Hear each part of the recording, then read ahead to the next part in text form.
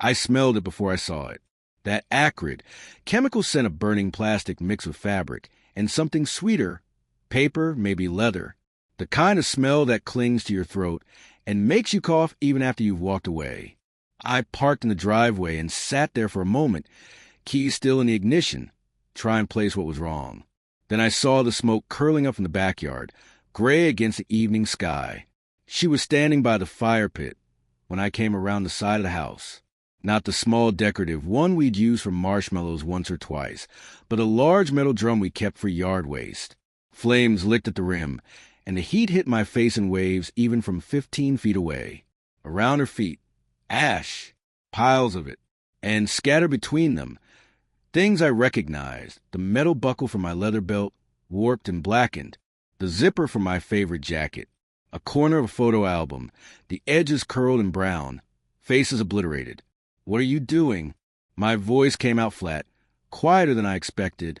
She turned to face me, and I saw it then, the satisfaction in her eyes, the slight lift at the corner of her mouth.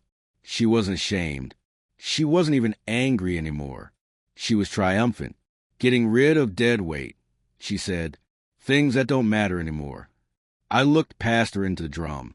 My college hoodie, the one I'd worn for 15 years, was melting into itself. The letters from my grandmother, written in her careful cursive before she died, were already gone, just carbon now, indistinguishable from everything else. My watch, the one my father gave me when I graduated, lay at the edge of the pit, its face cracked, the leather band shriveled like something organic and dying. I didn't yell. I wanted to, but something in me refused to give her that. Instead, I walked closer, slowly, and looked down into the fire. She'd been thorough. Clothes, documents, books, photographs, everything I kept in the guest room closet. The one she'd always complained took up too much space. A decade of my life, reduced to smoke and carbon. "You had no right," I said. "I had every right." Her voice was sharp now, defensive. "This is my house, too. You don't get to just..." "To what?" I looked at her finally, really looked at her, and I saw something flicker across her face. Uncertainty, maybe, or the first whisper of doubt. To exist? She opened her mouth, closed it again. The fire crackled between us. And in that silence, something fundamental shifted. I realized I wasn't hurt in the way she wanted me to be. I was something else entirely, something colder, clearer. She crossed a line she couldn't uncross, and we both knew it. I turned and walked back to my car, without another word. She burned my things thinking it would destroy me. She didn't realize she'd just set me free. Derek met me at his door with a beer already open and didn't ask questions until I was sitting on his couch with a duffel bag at my feet. The bag contained everything I grabbed in 10 minutes: toiletries, a change of clothes, my laptop, the documents I kept in my car for emergencies. Everything else was ash now, or still in a house that no longer felt like mine. "How long do you need the room?" he asked. "I don't know yet." He nodded and handed me the beer. "Take your time." The spare room was small, a twin bed, a desk, a lamp. The walls were bare except for a print of a mountain range Derek had bought at IKEA years ago. It smelled like dust and cardboard. I set my bag down and sat on the edge of the bed, and for the first time since I'd driven away, I let myself take inventory of what was gone. My grandfather's leather journal. The vinyl collection I'd built since I was 16. Every photograph from before digital cameras became standard. My childhood, my parents' wedding, trips I'd taken alone and with friends. The quilt my mother made when I graduated high school. Letters, concert tickets, a shoebox full of things that mattered to no one but me. I didn't cry. I wanted to, but the tears wouldn't come. Instead, I opened my laptop and started a list. I typed methodically, remembering each item, categorizing them by type and approximate value. Clothing, electronics, sentimental items, irreplaceable. By the time I finished, it was past midnight, and the document was 4 pages long. The next morning, I called my bank, then my insurance company, then a lawyer whose name a colleague had given me months ago when things first started deteriorating. I spoke calmly, reciting facts without embellishment. Yes, my wife had destroyed my personal property. No, there had been no prior warning. Yes, I had photographic evidence. I'd taken pictures with my phone before I left, the smoke still rising, her figure visible in the background. The lawyer listened and then said something that surprised me. This is actually more straightforward than you'd think. Document everything. Don't engage with her directly. Let me handle communication from here. I hung up and felt something settle in my chest. Not peace, exactly, but direction, purpose. Over the next week, I established a routine. I went to work, came back to Derek's place, ate simple meals, slept. I didn't check her social media, didn't respond to her texts asking where I was. People at the office noticed I was quieter than usual, but no one pressed. I'd always been private, and they respected that. What I didn't notice, though, was how quickly the narrative began to shift. 2 of our mutual friends reached out, not to her, to me. They'd heard something had happened and wanted to make sure I was okay. I gave them the basic facts, nothing dramatic, and watched their expressions change from curiosity to something else. Disbelief, anger on my behalf. She actually burned your stuff? Jennifer said over coffee. Like intentionally? All of it. Jesus, that's... She trailed off, shaking her head. That's unhinged. I didn't disagree. I didn't add commentary or encourage gossip. I simply let the truth exist in the space between us. By the end of the second week, I realized something had changed in me.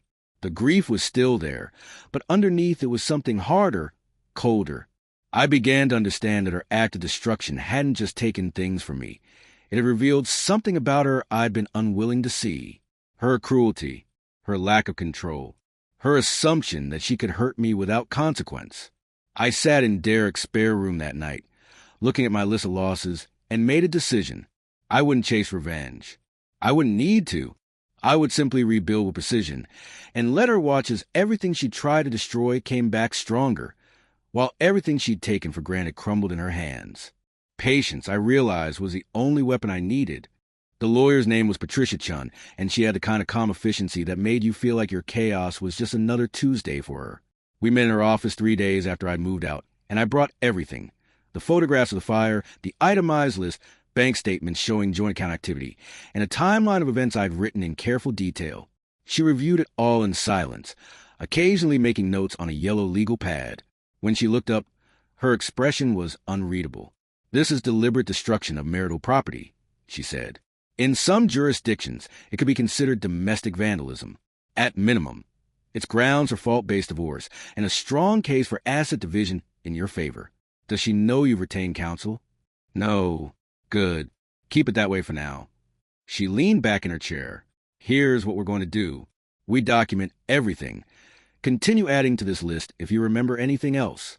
We get appraisals for replaceable items. For the irreplaceable ones, we establish sentimental and historical value through any means available. Did anyone else know about these items? Can anyone testify to their existence?" I thought about my parents, who'd visited twice a year, and always commented on how I kept my grandmother's letters. About Derek, who'd helped me move the vinyl collection when we'd bought the house. About old college friends who appeared in those burned photographs. "Yes," I said, "several people." "Perfect. We'll need statements." She made another note. "In the meantime, you stay silent. No confrontations, no emotional appeals, no social media posts about what happened. If she reaches out, you respond minimally and only about logistics. Let her fill the silence with her own assumptions." I left her office feeling something I hadn't felt since that evening in the backyard: control. The next 2 weeks were a masterclass in strategic patience. I replaced the essentials, clothes, toiletries, a few professional items I needed for work. I kept the receipts for everything, adding them to a growing folder labeled simply replacement costs. I opened a new bank account and redirected my paycheck. I changed my passwords. I updated my emergency contacts. Small actions, each one deliberate. Each one closing a door she didn't yet realize was being shut. She texted me every few days at first. "Where are you? We need to talk. You're being ridiculous." I responded only once. "I'm staying with friend. I'll be in touch through my attorney regarding property settlement." The word attorney must have rattled her, because the text stopped for nearly a week. During that silence, I did something I should have done years ago. I looked at our finances with clear eyes. I'd always been the one who managed the money, who paid the bills, who planned for the future. She'd never been interested in the details, content to spend from the joint account without considering where the balance came from or how long it would last. Now, separated from that account, I could see the full picture. In the 6 months before the fire, she'd spent nearly $40,000. New furniture I'd never seen. Weekend trips with friends. Online shopping delivered in boxes I'd had to break down and recycle. I made copies of everything and sent them to Patricia. "This helps," she said when we met again. "It establishes a pattern of financial irresponsibility and disregard for marital assets. Combined with the destruction of property, it paints a clear picture for any judge." But the real shift came not from legal maneuvering, but from something simpler: silence. I didn't tell our story to everyone we knew, but I didn't hide it either. When people asked why I'd moved out, I told them the truth in plain language, without embellishment or emotion. She burned my belongings. All of them. I'm staying with a friend while my lawyer handles a divorce. The reactions were always the same: shock, then anger, then a kind of horrified sympathy. And because I never spoke against her beyond the facts, never called her names or speculated about her motivations, people trusted my version. They filled in the gaps themselves, and what they imagined was often worse than what I would have said. I heard through Derek that she'd posted something on social media about toxic relationships and finally being free. I didn't look. I didn't need to. I knew what she was doing. Trying to control the narrative, trying to position herself as a victim or the liberator. But narratives built on lies have a way of collapsing under their own weight, especially when the truth is patient enough to wait. 3 weeks after I had moved out, I signed a lease on a small one-bedroom apartment across town. It was empty except for a mattress on the floor and a card table I bought at a thrift store, but it was mine. I stood in the middle of the living room that first night, listening to the silence, and felt something close to peace. She tried to erase me, to reduce me to nothing, but nothing, I was learning, was a surprisingly solid foundation. You could build on nothing. You could start from ash and create something clean, something intentional. Every item I replaced was chosen carefully. Every piece of furniture served a purpose. There was no clutter, no baggage, nothing I didn't actively want in my space. I thought about her in the house we'd shared, surrounded by all her impulsive purchases and half-finished projects, sitting alone with the reality of what she'd done. I didn't hate her. I didn't even pity her. I simply observed from a distance as the consequences of her actions began to settle around her like smoke. Patricia called on a Thursday afternoon. She's reached out through a lawyer. She wants to negotiate a settlement. Already, some people panic when they realize the other side isn't coming back to the table emotional and unprepared. I could hear the satisfaction in her voice. She's scared. That's good for us. I hung up and looked around my empty apartment, and I smiled for the first time in a month. Let her be scared. I had all the time in the world. Her lawyer's first offer arrived via email, a PDF with official letterhead and careful legal language that boiled down to this: she wanted to keep the house, split the remaining joint savings 50-50, and move forward with an uncontested no-fault divorce. There was no mention of the burned belongings, no acknowledgement of what she destroyed. The document read, as if we were two reasonable people amicably parting ways. Patricia called me after reviewing it. "It's insulting but expected. She's hoping you'll take the easy route." What do? We respond with our own proposal. Full accounting of marital assets, including her expenditures over the last year. Compensation for destroyed property based on replacement value and documented sentimental worth.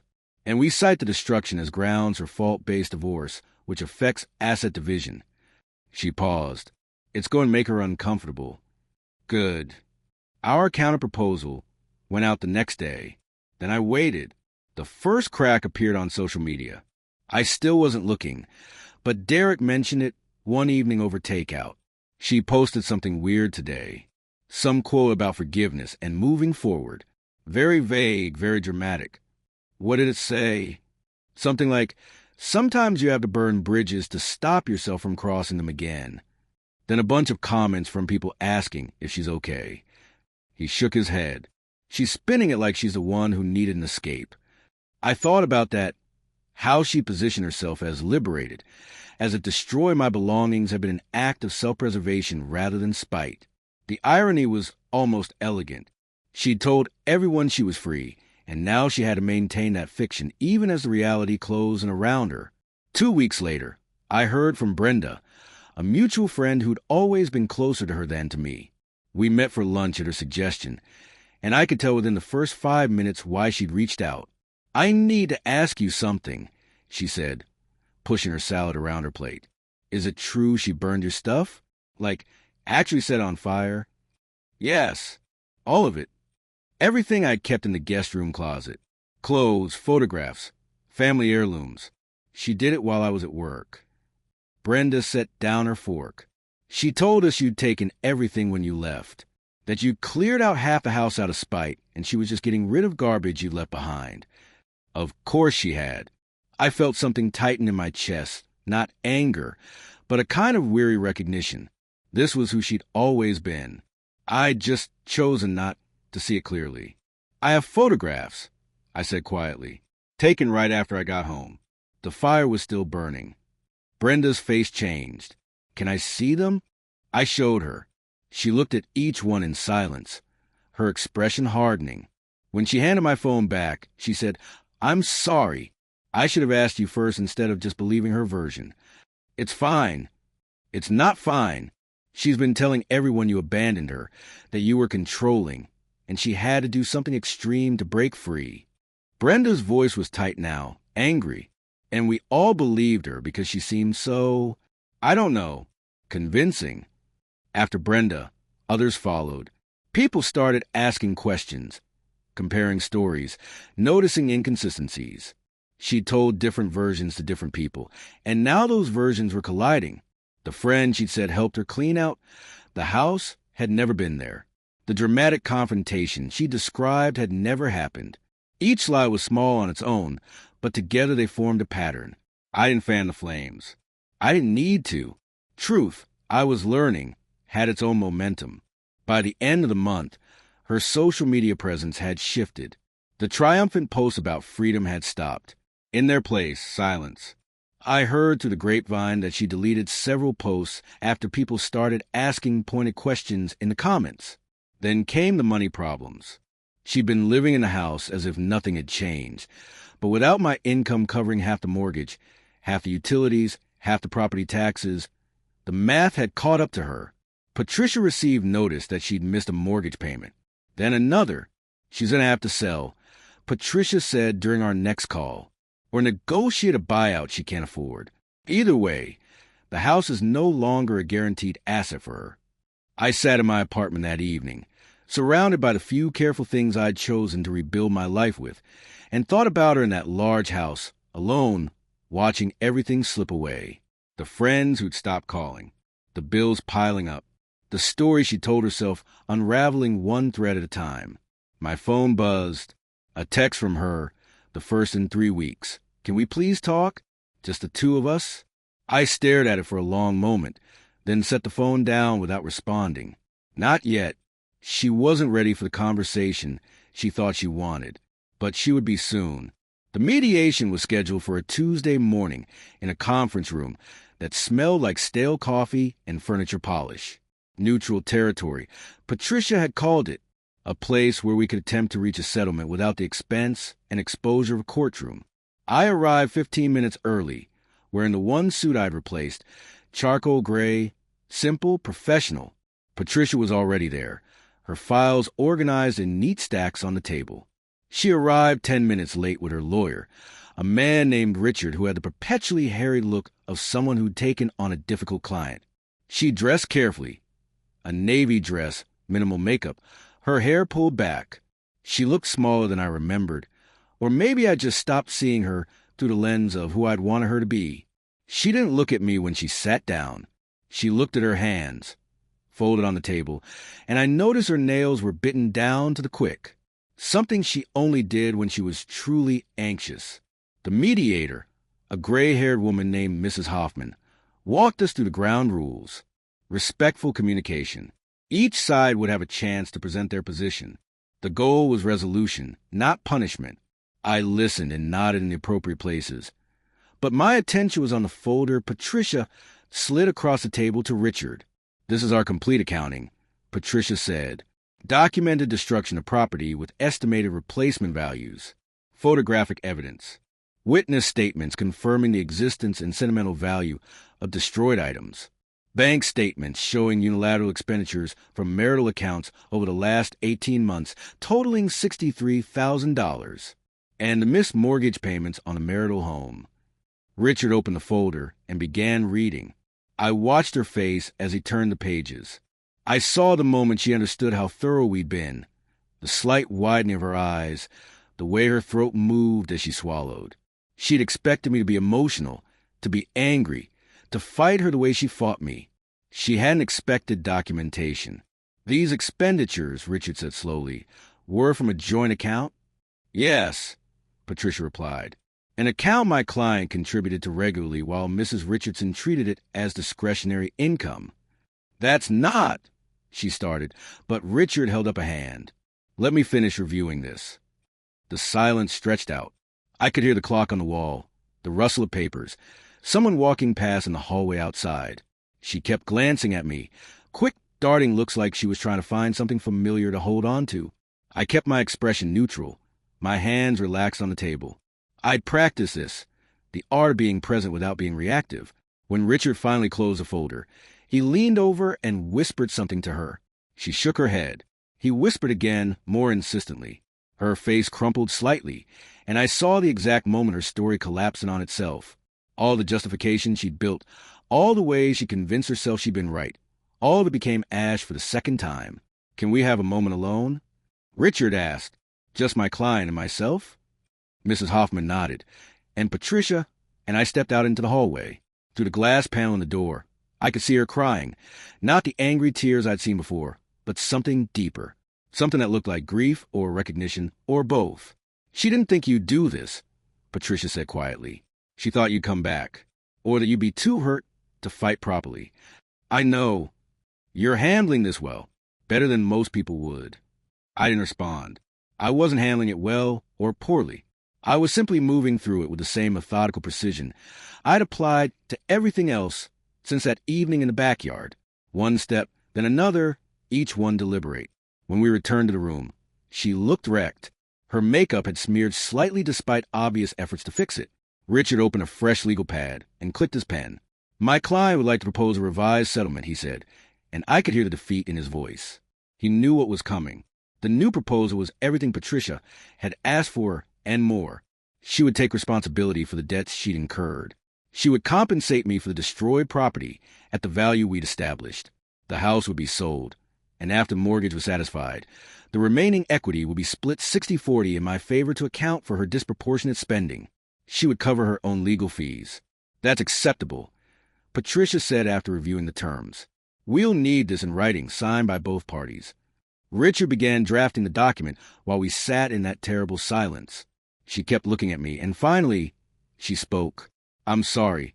Her voice was barely above a whisper. I was so angry, and I wanted you to feel what I was feeling. But I didn't realize. You didn't realize there would be consequences, I said. Not cruelly, just factually. She flinched. I know you hate me. I don't hate you. And it was true. Somewhere in the last 6 weeks, the anger had burned itself out, leaving only clarity. But I can't forget what you did. Not because I'm holding a grudge, but because what you destroyed can't be given back. My grandmother's letters, photographs of my parents, things that connected me to people who are gone. You can't apologize those back into existence. I know. She was crying again, quietly this time. I know, and I'm so sorry. If I could undo it. But you can't. Richard slid the settlement agreement across the table. Patricia reviewed it, made 2 minor corrections, and slid it back. He made the changes, printed 2 copies, and placed them in front of us with a pen between them. I signed first. My signature was steady, each letter formed with care. She picked up the pen and her hand shook. She looked at me one last time, and I saw the question there. Is this really it? Is this really how we end? I didn't answer. I didn't need to.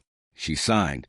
Mrs. Hoffman witnessed both signatures, and just like that, it was finished.